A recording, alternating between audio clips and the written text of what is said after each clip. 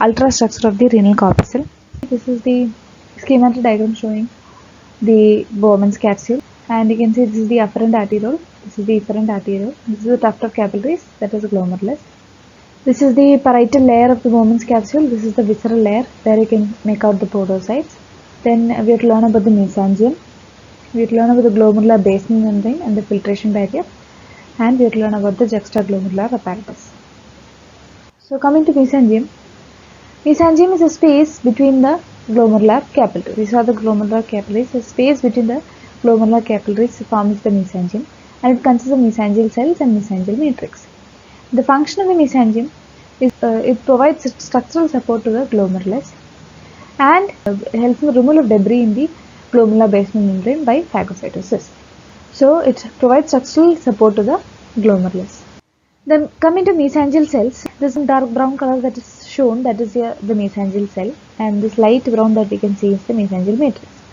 So mesangial cells are modified smooth muscle cells, that is they have contractile properties due to the presence of actin and myosin filaments, and they have cytoplasmic processes, and these cells also have phagocytic capabilities. So that is why it is able to remove debris from the glomerular basement membrane. And mesangial matrix consists of collagen, proteoglycans and glycoproteins. Mesangium can be demonstrated better by certain special stains like periodic acid shift method, that is PAS staining, and methylamine silver stains. We have already studied the Bowman's membrane consists of two layers, that is the parietal layer that is made of simple squamous epithelium, and the visceral layer on the inside, which is made of podocytes. So the visceral layer is formed by the podocytes. So this is a podocyte and this is a capillary. These are the food processes of the podocytes. The food processes wrap around the capillary lobes and they digitate with the food process of adjacent podocytes to form certain gaps.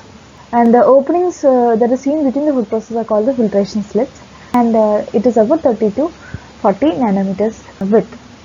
Then coming to the glomerular basement membrane. So this is glomerular basement membrane, that is the common basal lamina of the capillary endothelium of the glomerulus and the podocytes. That is the glomerular basement membrane. Or in other words, it separates the food processes of the podocytes from the capillary endothelial cells and the mesangium. And it is synthesized by both podocytes and capillary endothelium.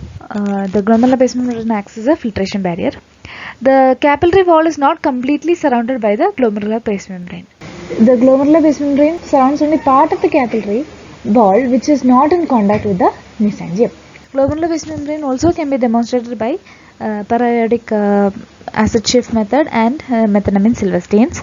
So this is the glomerular basement membrane that is separating the food process of the podocytes from the endothelial cells of the capillary. The normal glomerular basement membrane can be demonstrated better with the PAS staining. So you can see it highlights the basement membrane of the glomerular capillaries. This is PAS staining, that is because of the presence of collagen. And this is the methylamine silver stain where the glomerular basement membrane appears to be dark. Now coming to the components of glomerular basement membrane, it is type 4 collagen fibers and glycosaminoglycans and glycoproteins. The glomerular basement membrane consists of 3 layers. So there is a middle lamina densa, and there is an outer lamina rara externa and an inner lamina rara interna. The outer lamina rara externa is in contact with the food process of the podocytes, and the inner lamina rara interna is in contact with the endothelium of the glomerular capillary. So there are 3 layers in total: the outer lamina rara externa, the middle lamina densa, and the inner lamina rara interna. So these are 3 layers of the glomerular basement membrane. Coming to glomerular filtration barrier. Structures that are present between the blood in the glomerular capillary and the urinary space. We learned the urinary space is a space between the parietal layer and the visceral layer of the Bowman's capsule. So this is the urinary space. The structures that are seen between the blood in the glomerular capillary and the urinary space is called the glomerular filtration barrier, and it consists of the endothelium of the capillaries, okay, which are fenestrated endothelium, and the glomerular basement membrane, that is the 3 layers of glomerular basement membrane, and the podocytes. So this is the glomerular filtration barrier. So glomerular filtration barrier acts as a selective barrier, that is selectivity depends upon the size and the charge of the molecules. So small molecules can pass through the filtration barrier and can enter the urinary space from the blood, but the blood cells and the large proteins are retained within the capillary, so they do not escape into the filtrate and it is not lost from the body. Now coming to the juxtaglomerular apparatus. So juxtaglomerular apparatus is present in the vascular pole of the renal corpuscle, where the DCT comes in contact with the afferent arteriole. So that is where we get the juxtaglomerular apparatus. So here you know this is the DCT, this is the afferent arteriole, this is the efferent arteriole. So here the DCT comes in contact with the afferent arteriole, and the cells of DCT, where it comes in contact, these cells become columnar and they are called macula densa cells. Then what are the other components of the juxtaglomerular apparatus? We have the juxtaglomerular cells and the Lassus cells, which are the extraglomerular cells. So this is seen in the vascular pole of the renal corpuscle. What is the function of the juxtaglomerular apparatus? It helps in the regulation of the blood pressure. It consists of macula densa, juxtaglomerular cells and Lassus cells. This is very important. You will be learning it in detail even in physiology. So these Lassus cells are the extraglomerular mesangial cells. So you have the macula densa, the juxtaglomerular cells and the extraglomerular mesangial cells, which are called Lassus cells. Now we will see each in detail. We have the macula densa. So macula densa is seen in the wall of DCT. So the cells in the wall of the DCT that is coming in contact with the afferent arteriole become columnar cells. These are the macula densa cells, and we know that these cells are sensitive to sodium concentration within the fluid and thus will stimulate the release of renin by the juxtaglomerular cells. So that is about the macula densa cells. Coming to the juxtaglomerular cells. So these are present in the wall of the afferent arteriole. They are the smooth muscle cells. It's present in the wall of the afferent arteriole.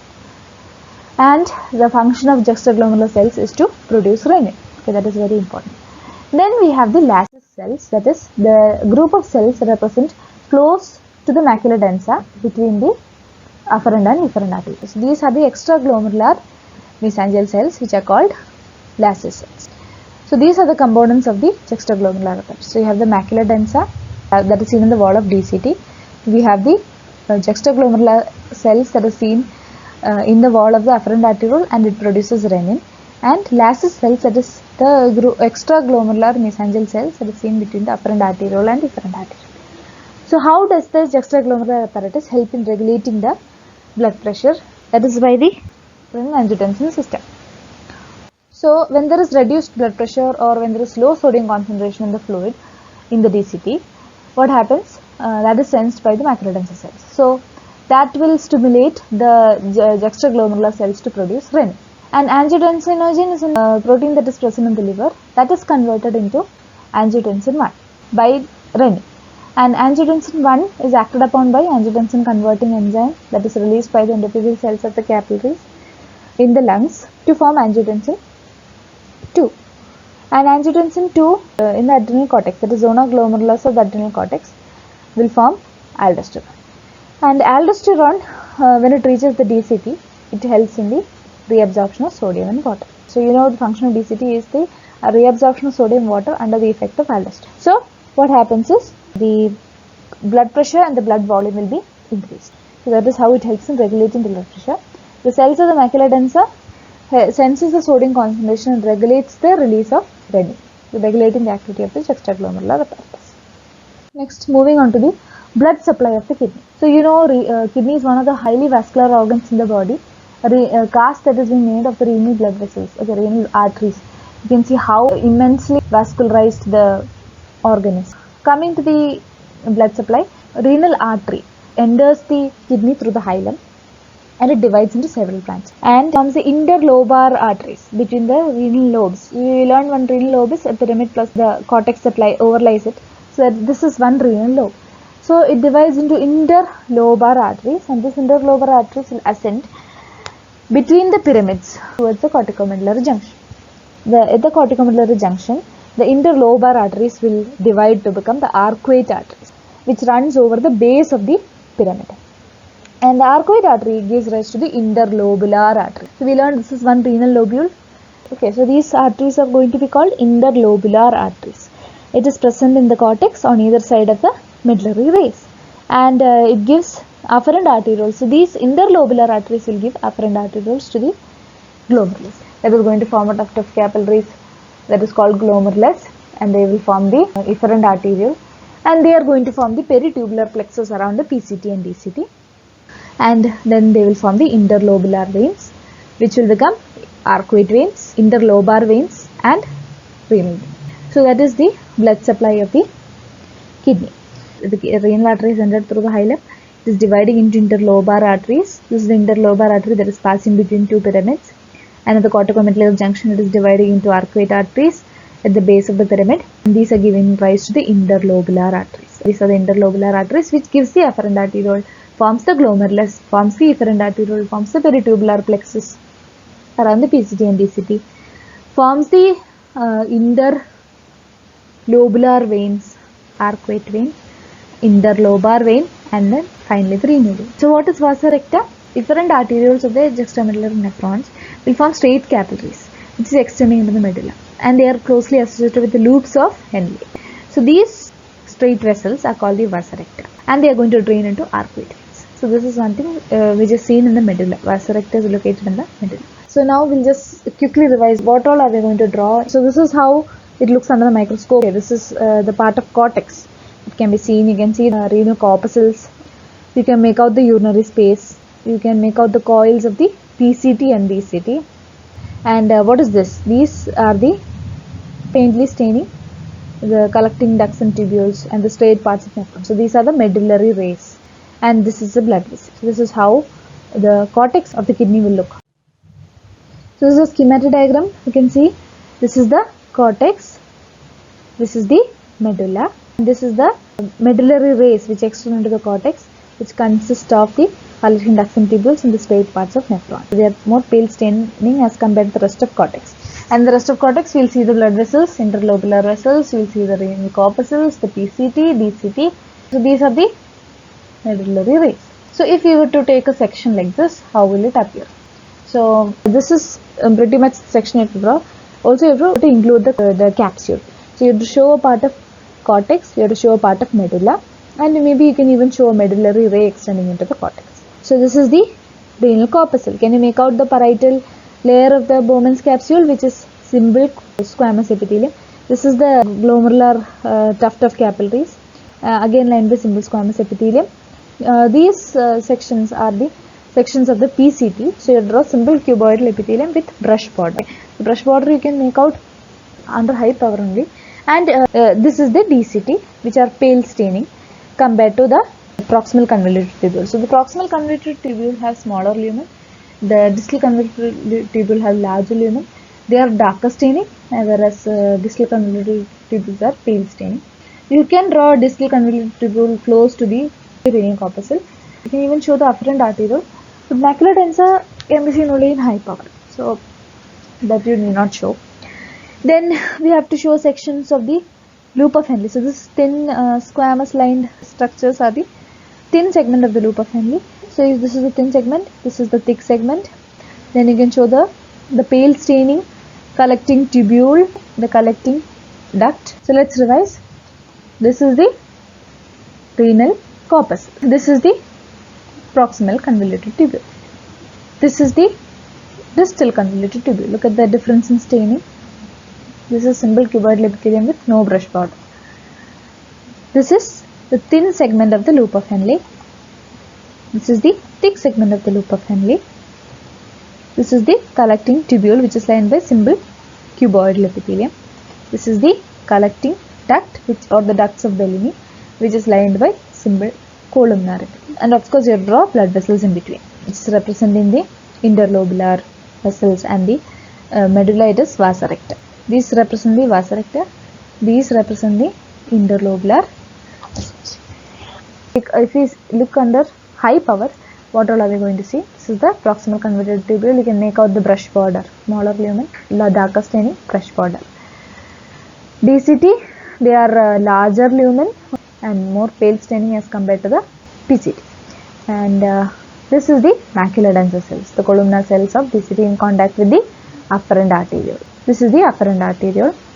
This is the collecting tubule.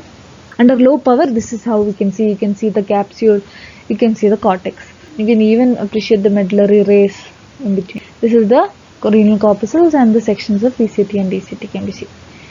Now this is the section, same low power, but this is the medulla, and this is part of cortex. Okay, this is the corticomedullary junction. This is medulla, this is the cortex, and you can see the medullary rays extending into the cortex. Next, higher power, you can make out the renal corpuscles, you can make out the urinary space, sections of PCT and DCT, and you can make out the straight parts of the nephron, the collecting tubules in the medullary race. Okay, so this is the medullary race. You can draw the kidney like this, that is, you can show the outer capsule, which is not shown in this diagram. Then you can show the cortex with the medullary ray extending into the cortex, and then the lower part you can show it as medulla. So in the cortex, you'll have the renal corpuscle with the glomerulus, the parietal layer of the Bowman's membrane that is lined by simple squamous epithelium. The urinary space you can show in between. You can show sections of PCT and DCT. PCT should be smaller, darker staining, and the brush border you can show. DCT is paler staining and larger lumen and simple cuboidal epithelium with no microvilli. Then in the medullary rays you can show the thick and the thin loops of Henle. So thin loop is lined by simple squamous epithelium, by thick is lined by simple cuboidal epithelium. And this is the collecting ducts, that is lined by simple cuboidal epithelium. And again in the middle you can show the loops of Henle and the collecting ducts, and the blood vessels are vasa recta, whereas in the cortex also you can show the blood vessels, that is interlobular vessels.